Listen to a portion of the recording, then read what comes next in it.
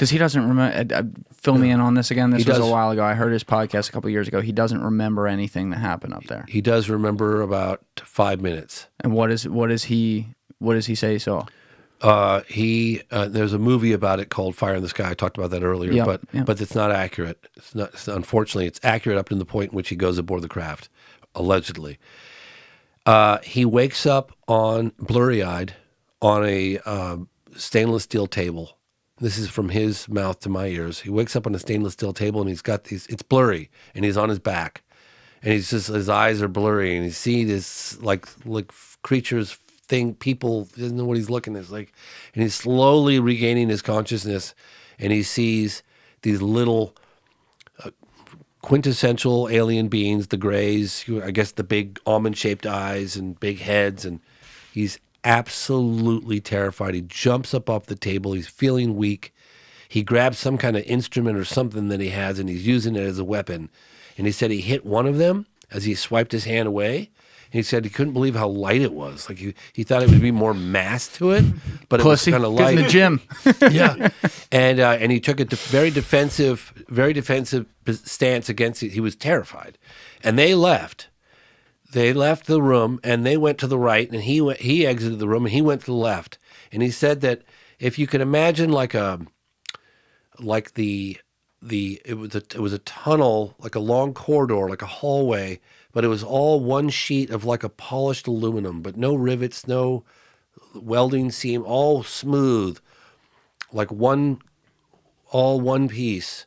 And he said it was hard to breathe, and that his shoulders were rubbing up against both sides of this thing. It was small, and he was making his way through, and he down this hallway, and he looked off to the left, and he saw an opening, and he saw a chair in a big kind of empty room with all kind of these controls on it. And I guess he sat in the chair and he started pushing the buttons thinking, how can I get out of here? And all of a sudden a big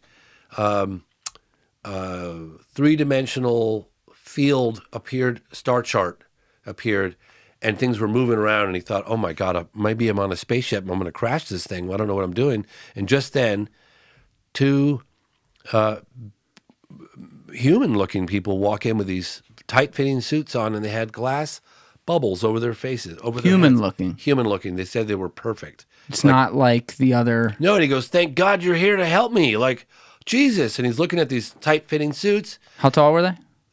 6 feet, 6 feet. I mean, they were human-looking, and he said they were perfectly beautiful. And the man, looked like they were, I don't know, 25, 30 years old, man. Perfect. They were just gorgeous. A man and a woman. And I said, no question it was a woman. And he was talking to them. Thank God you're here. Oh my God, you're here to save me. And they didn't say anything to him. They didn't respond, didn't say anything. And they took him out of the room, and they escorted him down the hallway. And then he came out by force, or like they said, "You're coming with me." Yeah, no, didn't no, it was not non-negotiable. Took him out, and he said he came down like a ramp out of whatever he was in, like if he was in a small spacecraft. He said that the small spacecraft was either in a hangar or it was in the belly of a massive. And I said, what do you mean? He goes, well, there were lots of different sizes of landed disc-shaped UFOs. Some of them were smaller, some of them were quite big, and it was either a massive hangar, like massive hangar on a planet somewhere, or it was a massive hangar inside the belly of a big spaceship. He didn't know. He was just describing what he saw. And they escorted him out. They walked him out.